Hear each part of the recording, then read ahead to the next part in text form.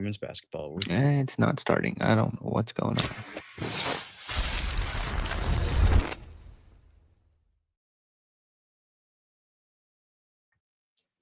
All right, Rutgers hoop sickos.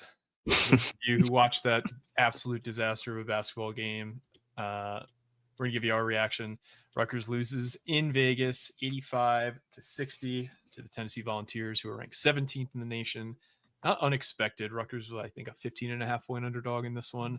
Shout out to anybody else who bet against Rutgers today.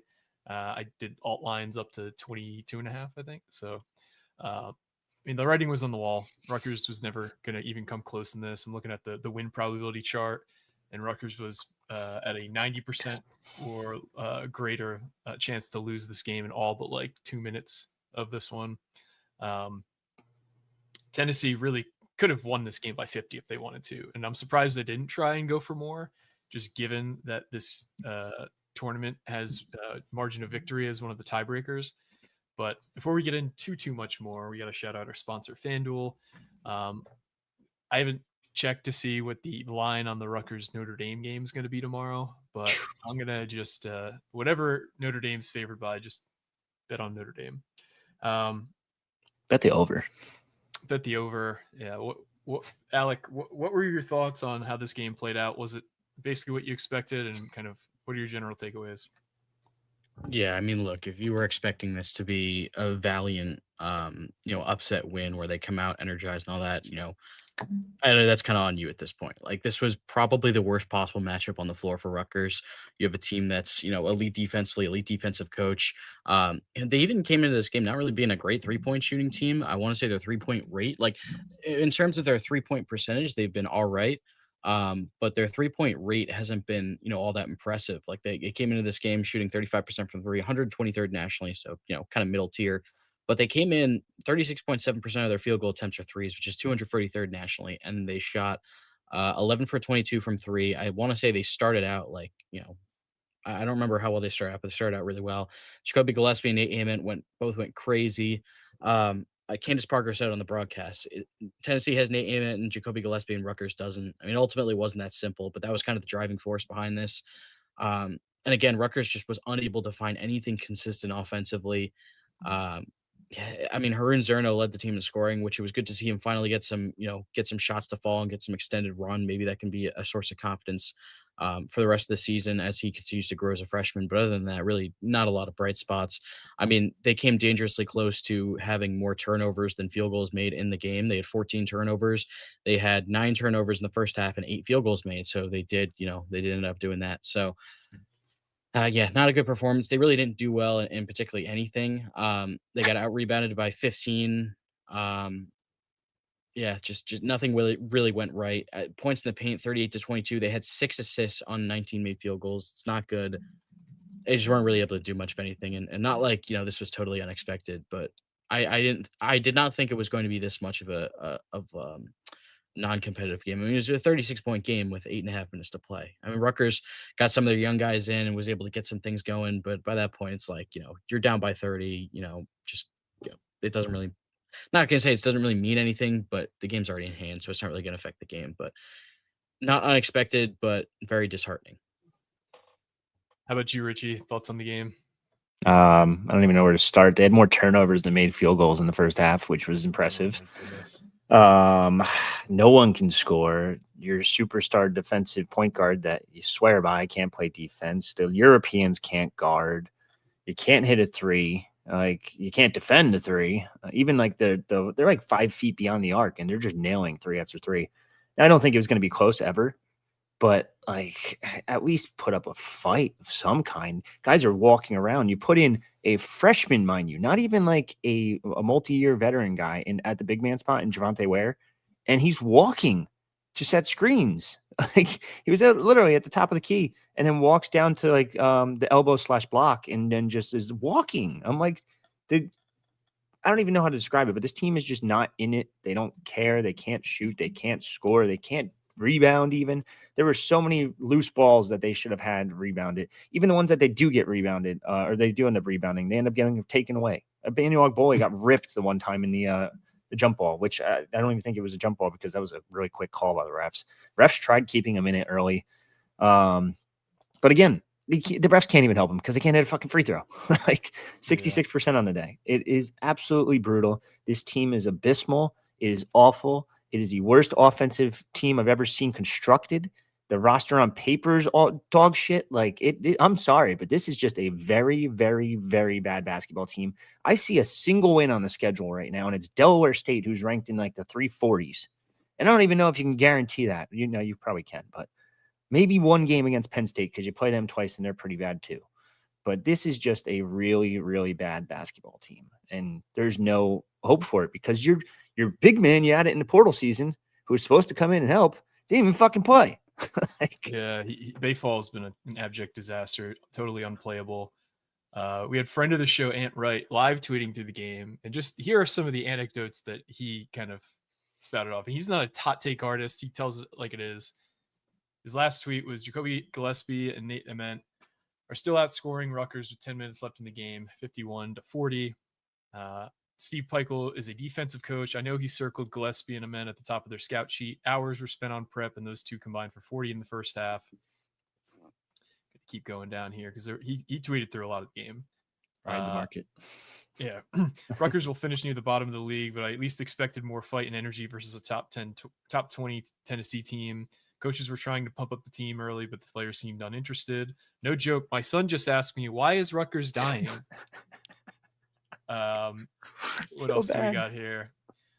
When one player is outscoring your whole team, you're going to have a bad time. And it's just a screenshot of Rutgers early on in the game with that got a lot worse because Gillespie had Jacoby Gillespie had 19 at one point and Rutgers had like 14. Like it was a lot worse than that.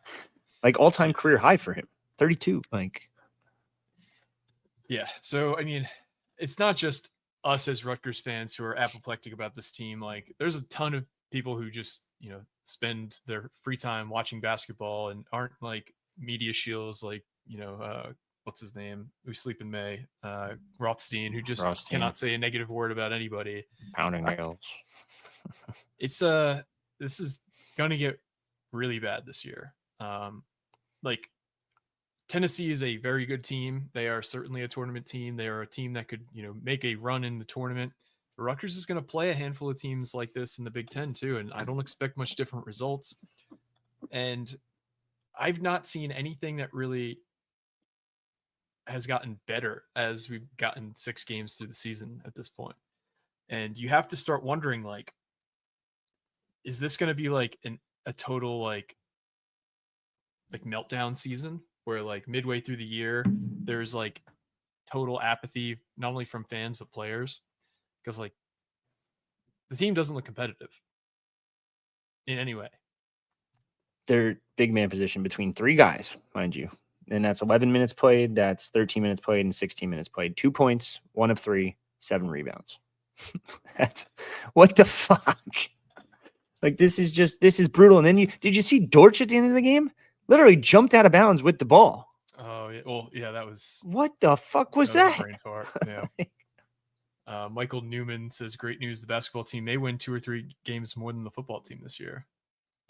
I don't even know if that's a given at this point. It is, but. I mean, you mentioned this is a team that's, go ahead and read that first. Dilrad just really appreciated your rant there, Richie. He said Richie's rant to match Mike's from football. Yeah, pretty much. I mean, you mentioned they have some, teams that are probably around the same caliber as these two as this Tennessee team coming up next. I mean, in 1 week, you have Purdue and then you have Michigan the following game. What are those going to look like? Oh, hold on. Seton Hall, who's up at half against NC State, who's 23 in the country right now. But I was told NIL's the factor when NC State's one of the highest paid rosters in college basketball, right? Well, I thought NIL was the big reason why they lost to CCSU, according to some on our boards. Yeah. There's not enough people who just like use any nuance of that. We could talk about that more after Alec's done though. Sorry. But so Tennessee's ranked 13th in KenPom. Michigan's ranked 15th. Purdue ranked number 2. So not good. And then once you start Big Ten play, you have Ohio State, who's 34, and then Oregon, who's ranked 60, but I think they'll get better.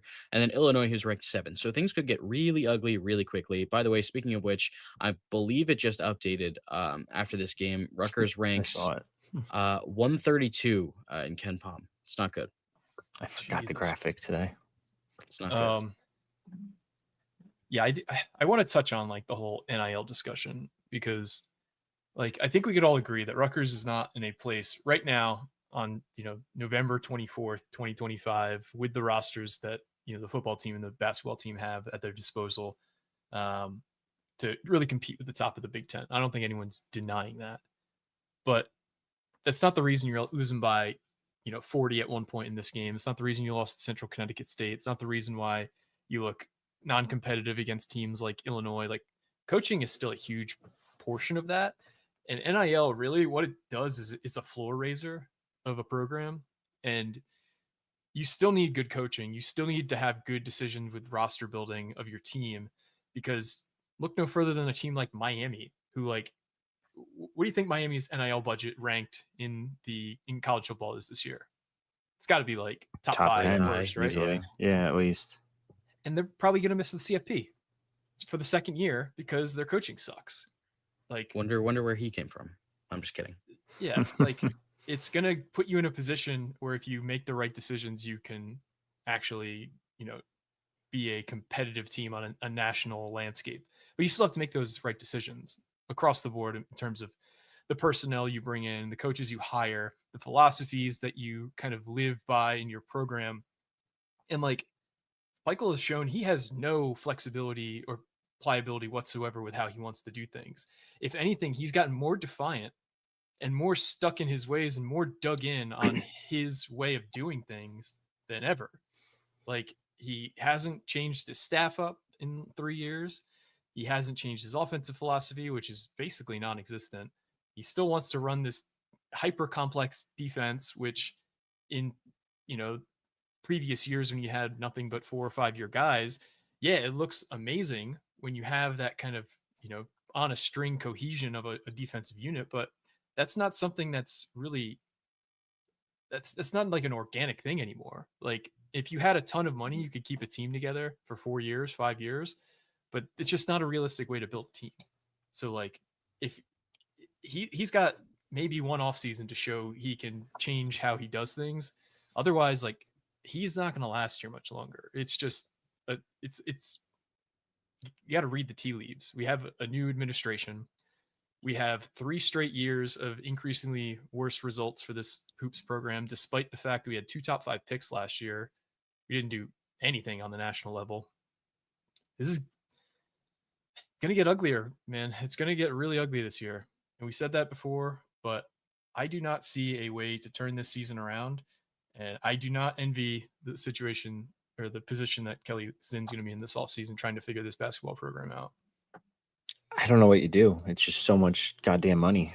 For those of you that don't know, it's $24 million right now to buy him out if it's before the season's over. After the season, it's down to 20.2. After next season, it would be down to 16.4. So I guess that 16.4 is technically a little bit easier of a pill to swallow, but you're going to wait a whole nother year with probably the similar roster all over again. Like, And Zinn has said, that she doesn't. I don't want to misquote her, but I believe the gist of what she was saying was she doesn't believe in not really wasting, but using large sums of money to make a coaching change when that money could go to building rosters, getting players, things like that. So how is she going to handle that is a really good question. And yeah, things could get really. I think on the offensive side of the ball, like they just have not been able to put anything together consistently. I think the biggest example of that, Pikel's just trying to throw anything out there and see what works. The opening 8 games, 10 guys had already checked into the game, so it's very obvious he doesn't really have that kind of whatever best 5 he has. He's still looking for it. He just does not have anything that really works on either end of the ball. I mean, you're already 10 deep in the opening 8 minutes of the game. I think at this point now, is it going to happen? Probably not, because of what we've seen for the past, umpteenth amount of years. They got to switch something up offensively. I mean, I think you just got to try to embrace some kind of just go crazy from 3-point because they don't have the horses to try to play inside in the Big Ten, whether at the guard spot or at the wing spot, aside from someone like, oh, geez, that's not how you spell Pikel. Brian Fonseca just tweeted out to add insult to injury, and it's a picture of the press conference before anyone shows up, and it's Steve Pikiell's name card, and it's spelled wrong. Pikiell. It's not even close to being spelled right. There, the K and the E are swapped, and there's not. Oh man, that's cringy. Not even close. Yeah, wait, yeah, that's actually worse than I thought at first glance. Yeah, that's pretty rough. But yeah, you're getting absolutely nothing on the inside. I mean, they scored 22 points in the paint, but I mean, I'm looking at the box score right now. They shot 8 of 15 on layups and 1 of 1 on dunks. They just don't have anything at the rim to go to. So I think you got to just kind of embrace some kind of like, pray and spray offense where you just shoot a bunch of threes, space everything out. But based on what we've seen these last, however many years with the offensive system, that's not going to happen because the same guys are still there. The same system has still been there. And honestly, I don't know if they have enough 3-point shooters to do that anyways, but they definitely don't have enough at the rim because we've seen that happen through 6 games now. I mean, even the opening play of the game, you see Jermichael Davis drive into 3 different defenders and get rejected. And that's kind of when you kind of expected, this is how it's going to go. Darren Buchanan's really the only guy that can, put his head down and really get to the rim consistently. So if he's like the change up, whatever, from the 3-point, 3-point heavy offense, then that's fine. But I feel like that's what they have to do at this point. But I don't think they will because, if they would have, if they wanted to, they would have 3 years ago. So yeah, it was just to see her and Zerno get going. But yeah, that was pretty much the only bright spot. Sorry, I didn't mean to cut you off again. It's just like there's nothing working at the big man spot. Like you're really screwed there. The backcourt's atrocious and can't create their own shots for the life of them. And then when they get to the rim, they can't finish. So it's like no one's afraid of this team by any means, and that's an issue. No one can create their own shots. No one can rebound. Like I just sound like a broken record. It's the same shit every fucking week. Like this is they're what 125 right now. It's fucking brutal. I thought this was a hilariously bad game score chart. It's each circle on the chart is a game and a game score. The higher you are, the better. It's on a 0 to 100 scale, and every single game has seemingly gotten worse. Central Connecticut was worse than the Tennessee game, but yeah, not the trend line you want to see. You want to see it actually in the complete opposite direction as the season goes on. But I just want to look at this advanced analytics chart because it's probably got some fun little anecdotes in here. 9 of 16 at the rim for Rutgers. Tennessee was 18 of 27.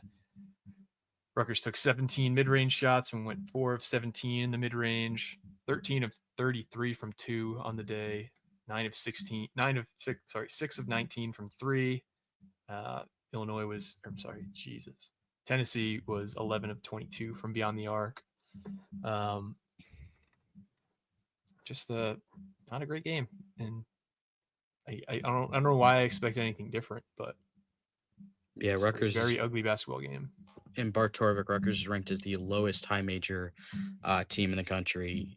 They are 12 spots below Boston College, who also lost to Central Connecticut State, and then also lost to Davidson in their own Feast Week opener. So not good at all. And I think it's even worse according to Max, if you take out the preseason bias, it's even worse.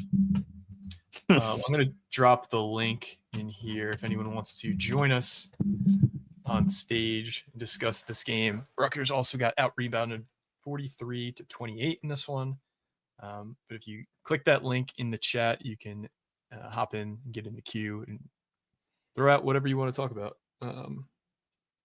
Steve Pikiell still, I don't think, has spoken yet. I find it hilarious that they were talking in the pregame and they're like, yeah, Rutgers is like really good at getting fast break points. You know how many fast break points they had today?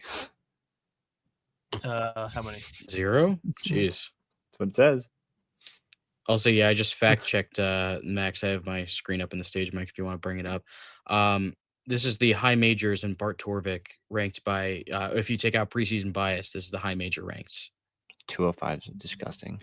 The next lowest, 176. Boston College, who just lost to CCSU and lost to someone else. Was it Davidson, you said? Davidson, yeah. Davidson yesterday. Yeah. Jeez. That is brutal. That's so bad. And the bright side, Arizona State's right there. And, yeah. Bobby Hurley. let's see let's take a look at the teams that are around them. If I just sort by the entire country, the teams that kind of around them by the taking out the preseason bias. So Milwaukee and Northern Illinois, those are the two teams that are surrounding Rutgers. Nice. Not good. Nobody's. Yep, pretty much. We do have a guest in the lobby here. We have Connor B bringing the stage now. Connor, thanks for joining us, man. What do you got for us? Man, a lot. But I'll say this because there's I feel like there's a sentiment of the fan base that's always like, well, Pike did this for the program, blah, blah, blah. And I think that a lot of people don't like to flip the other side of the coin over. Two things can be true. And one, yes, he brought us out of the dark days of Rutgers basketball, but it kind of feels now like he squarely put us back into those dark days just by not changing his philosophy. I mean, the issues that have plagued this team now for years continue to come up, and you would just think that he would make a coaching staff change, maybe see that we have to play basketball in the year 2025 and not the year, I don't even know when it was invented. It's just the way he coaches makes no sense. And I said this last year, and I watch other college basketball games and it looks like I'm watching a completely different sport. It's so frustrating. And even I mean, I don't want to get into it, but football is that way too sometimes. But it's just so frustrating to see that there's just never any changes made drastically, when the same thing keeps happening. I'm also going to use a Mike-esque analogy here for the people that are going to be NIL can save this. To me, trying to say NIL can save this is trying to plug a hole in a boat with bubble gum. It's just there's so many more issues than just NIL. It's just, I don't know. And my last point is that any serious program in a power conference cuts this thing off at the end of the year, pays the 20.2, and hopes and prays that the next hire they make can re-energize any types of donations towards NIL in this program. It feels like the darkest it's been since before he got here, which is very sad to say because I really did I mean, I still love him for what he's done, but it's just I never thought that it would get this bad. Obviously, for a program like Rutgers to have sustained success, it takes a lot. And a lot of that is on the coaching to figure out ways to do that. And it's just there's no progress being made here. No, I think you're right. And I think it's important to kind of use that nuance when you are discussing this, where I think we all can be very appreciative of what Peichel did for this program to turn it around. But through his inaction, through his inability to change, you're right. He has taken us, he's, been an albatross to the program the last few years because of that. So I think it's fair to credit him and also to give him his criticism for kind of where he's guided us in the age of NIL. And I know some of that is outside of his control because there are other athletic programs that will just kind of give you the keys to a war chest, and Rutgers is certainly not like that. But at the same time, a lot of programs, you have to be the spearhead on that. You have to be the tip of the spear. You have to be organizing donors. You have to be setting up events to, wine and dine these people. And I don't think Peichel's wired like that. So I think ideally Kelly Zinn would have had Peichel have a middling year where it's, he's pesky, he's in a lot of games close, but you lose a lot of tough games, and then see what he can do with a commitment from the athletic department down to get him an NIL budget that is, in line with what a Big Ten program would get. But I think the season could go so poorly that I don't know how you can justify bringing him back. And I know that's not something I'm not advocating for his dismissal, but I think if this season is going to be what we've seen so far, this might be a 7-8 win. This might be like Seton Hall last year. It might be that bad. Yeah. I don't know. What do you guys think?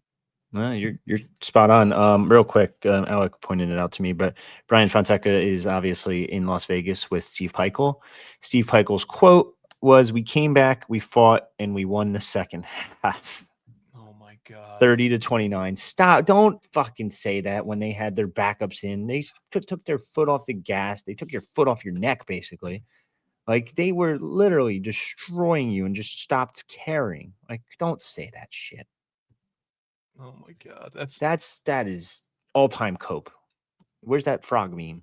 That's bad. That's really bad. But I agree with you. I don't even know if they'll get to double digits. And I know we all projected double digits before the season, but it's looking like it's not. It's going to be very, very close to even get that.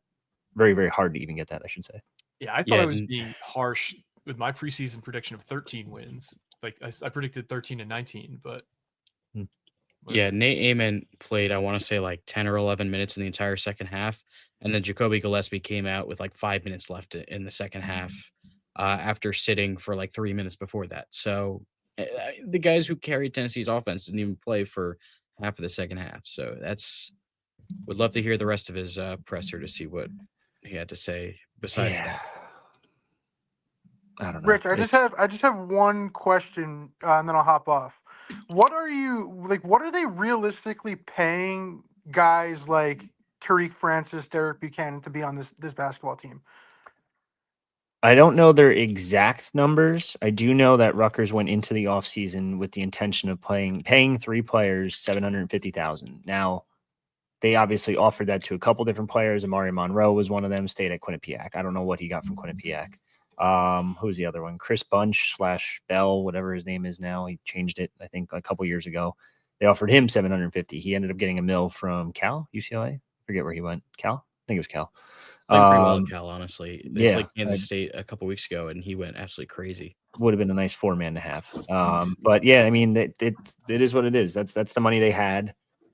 I mean, it's not like I see people in the chat talking about like $750K saying like probably thinking like, oh shit, that's a lot of money. But in reality, it's not. There's a kid right now that they're targeting in the high school. He's a high school senior. He's like a top 110, 120 kid. Or no, he might be higher than that. He was probably fringe top 100 kid. He's asking for $750K. And that's a kid that hasn't even stepped foot on a college court yet. That being said, it's yeah. Go on. Sorry. Is that like with Grant? Like, is Grant getting that, or is he getting more than that? I mean, he's kind of been MIA the last few games. It sounds like Grant's the highest paid guy on the team right now.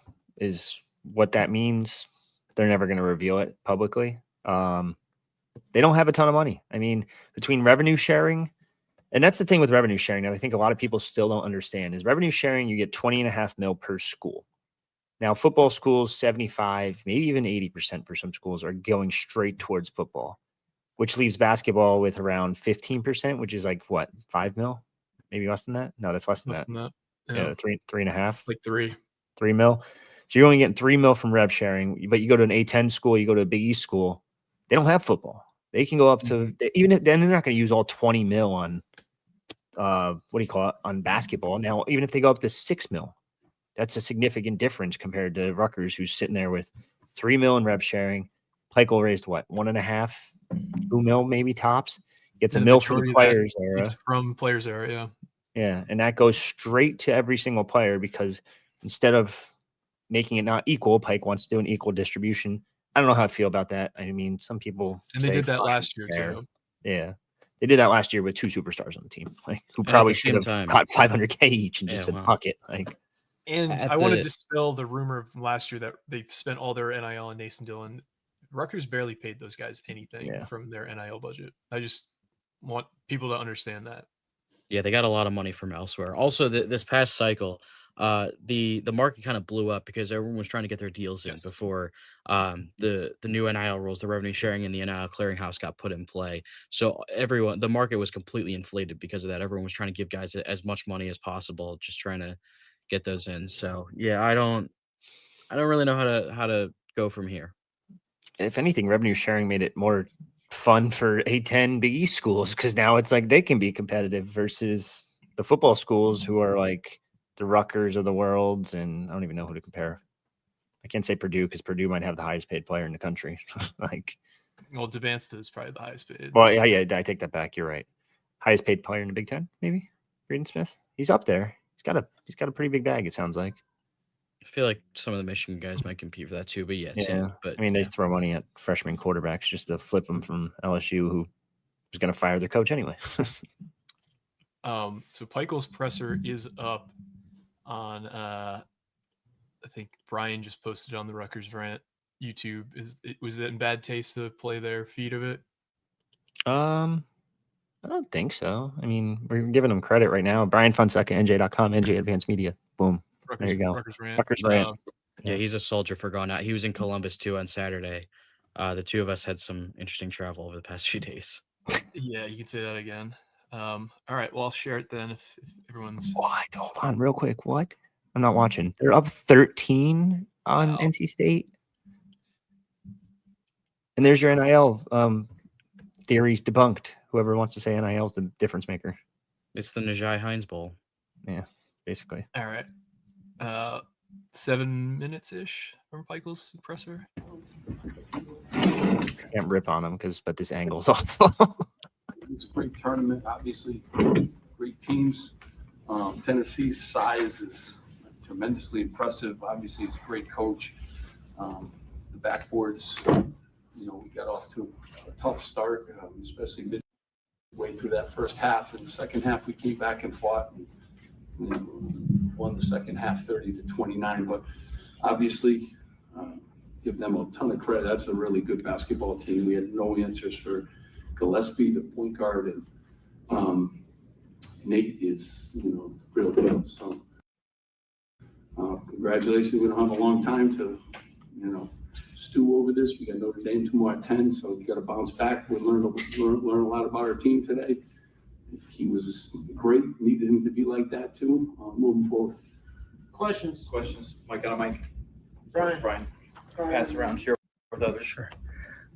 Steve, looked like you gave Javante some time off the bench. He was the first big off the bench and made some other changes rotation-wise. Just what was the thinking behind that? Beef. We needed some beef. I mean, this team is the number one rebounding team in America. They've been plus 21 on the glass against everybody. Obviously, they were plus 15 tonight, but, just wanted to, play our guys that are 250 and above because they have like 5 of them that are at that size. And then, got to get those guys, some minutes. He's been working hard too. So has Haroon, some of our other freshmen got some minutes tonight too. So you're going to learn a lot about us, in these next 3 days. Steve, how many guys built like Nate, that size and mobility? What kind of challenges did he present? We were kind of comparing him to Ace Bailey a little bit, but boy, he's first of all, he's bigger and really knows how to play. And just a tough matchup at 6'10", 6'8", looks every bit 6'10", 6'11". And then they got the great point guard. I knew him from Maryland last year. He had an unbelievable year, and we were trying to do a great job on him and try to limit his touches. He can set people up and he can score himself. He's really a tough matchup. And those are the 2 leading scorers, and you got to take one of them out. And in the second half, I just thought we did a little bit better job all the way around. But they got off to such a big lead that we were able to do it. But he's the real deal. Coach, it seemed like open shots for Tennessee in the first half. What did you see from your defensive rotation in the first half? Yeah, whenever we had to switch on anything, open shots, like I think Nate made some tough ones. Obviously Gillespie, they run a lot of stuff for him. I thought they're as good a post-up team, so I was really concerned with their post-up ability. I thought we did a pretty good job taking that away, and obviously giving up something on the perimeter. And, that's what kind of happened. But we spent a few days, like they're really an elite post-up team. And there's not a lot of post-up teams anymore, but every one of their guys can seal you in the post and finish. And obviously their number one offense is offensive rebounding. So if you got to do a good job on that, or post defense where, they got some shooters too, obviously. Brian? Sorry, I forgot my question. You guys are going to face teams of similar talent like Tennessee in the Big Ten. Does a result like this worry you about where this? No, early in the year, you're worried about everything, and you're trying to find a rotation with 10 newcomers. But this is a top 10 basketball team, so we have teams like that in the league. We got to get used to that. We had some moments tonight where we were fine, but we're still figuring some stuff out. And their size is elite. they really have elite size, and they just keep bringing guys off the bench. So tip of the hat, you know, Hall of Fame coach, and he's got some size on that roster. So we have some teams in the league that kind of look like that, but not that big. What I was going to ask before is you said you learned a lot about your team today. What did you learn about your team? Well, I mean, we kept fighting. Like, this was one of those games. Second half, we won the half. You know, when you come into halftime and you spot a top 10 team that many points, like, you could do two things, and we just kept fighting. So, you know, win the half 30-29, hold them to 29 points.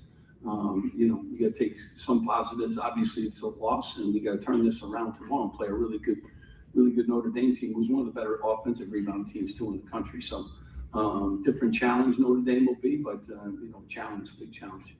What you talked about, the size of this Tennessee team, you guys shot 36% from the field. Did you see anything specifically that they did defensively that kind of held you guys in check?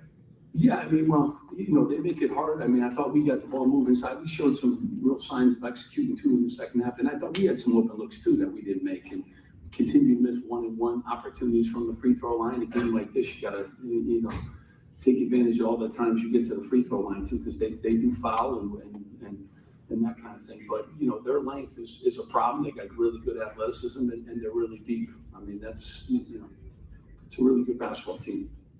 It causes more problems than anything. Steve, we're in Vegas, and obviously there's been some gambling things happening within our sport. What's your message thing to your team as more and more college basketball players are vulnerable to maybe some of those guys in that world? Yeah, I mean, it's you know, we're always constantly reminding them of, you know, of the rules and, you know, of all the battles and all the you know, pitfalls that are out there for athletes. So they got to make great decisions always. On the basketball court, you want to make great decisions. Off the court, you want to make decisions. Certainly in the gambling, you know, world, there's no place for it in college, you know, basketball, and these guys know that. And, you know, hopefully, you know, we can get that under control, but it's everywhere. Everywhere you turn, every time you turn your phone on, it's a part of our society now. So, you know, these guys got to make great decisions. They're given a great opportunity, and make sure they don't do anything to lose that opportunity. All right. Steve, you mentioned Notre Dame tomorrow. How important is it for this team to get that win, to leave Vegas with something? I mean, every game you play is important to beat Central. You know, every game you play is, you know, these are really good basketball teams, and you know, you got to play well. You got to play 40 minutes, and so, you know, I mean, every game is important to win. Every game for every coach. Every coach that's going to sit up here is going to tell you the same thing. You know, need to keep growing.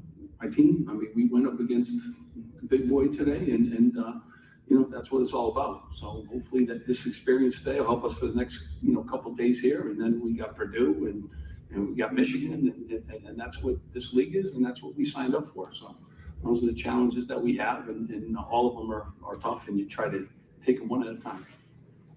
Any questions for Haroon? No. Thank you guys so much. Thanks. Appreciate it. All right, so that was I almost said Greg Schiano. That was Steve Peichel in the post-game presser. Yeah, I mean, he didn't really say a whole lot of substance. It seemed like he definitely had his talking point of we won the second half that he wanted to emphasize, which to their credit they did. But when you're down by almost 30 at halftime, they, you know, most teams, and I realized that there was an incentive in this tournament to play all 40 minutes because margin of victory is a tiebreaker in this tournament. But they did seem to kind of rest their guys late in the game. Yeah, not a whole lot to take from that presser. What do you guys think? I mean, they did a 3-man sub at the 10:35 mark. That's when they basically said, here you go. Backups, have fun. Go nuts. Yeah. Like, and what was Rutgers down at that? I don't even know what it was. I think Rutgers was down 34 at that point. Like, it didn't matter. Stop saying you won the second half. I hate when people say that shit. Like, you didn't win the second. You won the second half, sure, but like, you won it against backups. You won it against, and someone said in the chat, against me, you and Alec shooting threes, basically. Like, Hey, it was a few days ago, I made here we go. 4 3-pointers in a 3-point contest. Yeah, that my you're just friends as and I good did. as the mythical Dennis Badalow, who's the best shooter on the team, apparently. 0 of 5, by the way. All 5 threes. I don't know. It's just, there's nothing said. It's so boring. It's like, it's miserable. And I don't know. I give him credit because it's such a hard job to do, to go up to a press conference afterwards and answer questions about how you suck. It's like, what are you supposed to say? But I just wish, like, between him and Greg's guilty of this too, I wish both of them just had more like human to them and not so much like robot. You know what? Every game counts. Like, no, I want to see like a PJ Fleck type press conference. Like, we fucking sucked. We were awful. We were brutal. We need to do better. You said it. It's actually, you had the perfect one, and I think I clipped it of the Schiano press conference against Oregon. The or, rant, or the one Illinois, rant. one of the two. I think it was Illinois. Yeah, it's a great rant, and that's basically what I want to see. I want to see Pikiell stand up and say, "We sucked. I got to do better. This kid's got to do better. That kid's got to do better. Our big men, awful. We'll figure it out, though. We will get it together, and we will win games." I don't want to hear the same shit about how, we won the second half. Like, no shit. Like, you lost by 30. 25. Do you guys want to guess how many points combined that Rutgers starting lineup had in this game?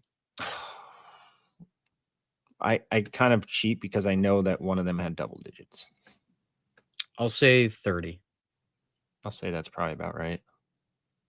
28 points combined amongst Dennis Badalow, Dylan Grant, Manny Youngbole, Tariq Francis, Jermichael Davis, and Jacoby Gillespie had 32 by himself. Remember how after Central Connecticut State, he's like, we got to reevaluate the rotations, and then he didn't change the rotations. All he did was just switch Javonte Ware for Bay Fall. That was it. It's still the same starting lineup, and it still didn't work. And I don't know. I thought Lino Mark was the one, maybe a little bright spot towards the end of the game. He showed a little bit of juice. But He definitely showed some juice, but he's still, again, playing 1 of 5 from the floor. Yeah, I'm not saying it was great, but it's just like he at least showed something there. Like, that's where Pikiell's right that like the guys didn't give up, but at the same time, that's, kind of what I would expect from a Big Ten team. And it's not like, they did all that much better in the second half. Like, yeah, they didn't give up, but you still only outscored Tennessee 30-29.5, where, the guys who combined for 52 points and almost outscored you by themselves played like less than half of the half. So yeah, doesn't really mean a whole lot to me. Like, he ran a crazy it's not even a rotation at this point. It's like a just 10-man, I don't even know, slog. Well, I don't even know if that's the right word, but there's just so many guys. Like, I'm looking, like Emmanuel Agboe, 1 shot made. Badalow 0 of 5. Mark 1 of 5. Powers 0 of 2. Bryce Dortch didn't do anything. Chris Naboli 0 of 2. Javonte Ware didn't do anything. Like, there's multiple guys that have 1 or 0 shots made, and they played over 10 minutes. Yeah, it was disgusting game. I think we've kind of beaten this horse raw at this point. I got nothing left to say.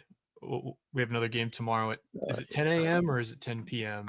It's the same time. No, it's the same time, 1 o'clock. Yeah, 1 o'clock, 10 a.m. Western, whatever. That's the only good thing about these two games is that we don't have to stay up into the dying hours of the night. That's the only positive that I've taken away from this game. So we'll be back tomorrow probably for another post-mortem. We've got a Greg Schiano presser to discuss tomorrow as well. Right. You got a Penn State game preview that we're going to have come out later this week. We got to figure out timing wise when that works as well for us. But thanks for joining us once again, guys. Not a whole lot of positives to take out of this game, but Rich, what do you got for us? I got one more. Jersey Mike's Arena is not being destroyed. Let's just throw that out there. Like, that guy is a bozo, Scott Brooks or whatever the hell his name is. I think that's what it was. It's Scott Hughes, I think. Scott Brooks was the Thunder coach. You're right. Still a bozo. I think he's at Washington now, right? Or Philly, 1 or 2. Anyway, maybe. Anyways, not the point. The Jersey Mike's Arena is not being destroyed. So everyone that saw that tweet and posted on the boards about it, texted me about it personally. It is not happening. We did put out a new clip of Kelly Zinn talking about what she wants to do to the arena. And if you listen to it, it's very interesting. It talks about all about fan experience. It doesn't want to touch like most of the stuff. It's going to keep the atmosphere the same. It's all about getting premium seats. It's about changing the Jumbotron, changing the 100 level seats because they're like movie theater seats from the 2004 era. Like, they're brutal. Some movie theaters still have that. And I'm going to say AMC specifically because I went and saw a movie the other day and that seat sucked. So I don't know how you guys sit there for 2 hours, but credit to you. But yeah, that's basically what it is. It's all about fan experience and changing that up. So Jersey Mike's not dead. Yeah, Well, the whole sort of is yeah, inside. Elon Musk. Yeah, well, Elon Musk deciding to monetize Twitter to users for engagement. I mean, it's kind of helped us, but it's been one of the worst things I've ever seen because it is rife with misinformation. So yeah, if you see something from Scott Hughes College Basketball, block that guy. He's not real. He just puts out random stuff for engagement. Now he has a blue check mark and a Kalshi thing. I hate Kalshi. I just pay anyone. It's a rant for another day. Yeah, but no, the Jersey Mike's Arena, as of now at least, not getting replaced. Also, Notre Dame, top 20 in effective field goal percentage, top 30 in offensive rebound percentage, top Yeah. 20 in 3-point percentage. Right. That's something that It's gonna be bad tomorrow. Let's just say it. That's something that I put in my story. Like Rutgers has been unable to defend from the perimeter. It's not just because of the system that Steve Peichel runs. It's also just they are bad at executing that system. Yep. What part of Steve Peichel's system is funneling a lot of things towards a solid rim protecting big man, which is good. It worked when they had really good rim protecting big man. But you're gonna allow some 3-point attempts, which is just how it is. But they're not just bad at containing, like not allowing those 3-pointers. They're bad at contesting them as well, which is a problem because we've seen a couple of times now guys just kind of stacking off a little bit too much, maybe because they're worried about getting beat off the dribble because they don't have that nucleus of a big man down low at the rim to kind of swat everything away like a Cliff or a Miles Johnson in existence, even though Emmanuel Bole has, I mean, he's still not great, but he has improved. But the defense against a team like a coach like Micah Shrewsbury, where yes, Steve Peichel has had some success against him, but that was with a defense that was really playing well and 2 top 5 NBA draft picks. By the way, just an update at the under 8 timeout, Seton Hall leads 67-51. Jesus. All right. Well, let's wrap it up there, guys. Thanks to everybody who joined us for this afternoon stream. Hopefully, we didn't drive you to too much drinking, but we will see you again tomorrow, and hopefully, we have a little bit more to talk about than we did today. But I want to thank you all for listening. Thank you all for liking, subscribing, following us on your favorite podcasting platform and on Instagram, not Instagram, YouTube. Well, that too, but that too. But for me, Alec and Richie, this has been another edition of the Night Report Postgame Podcast. Signing off.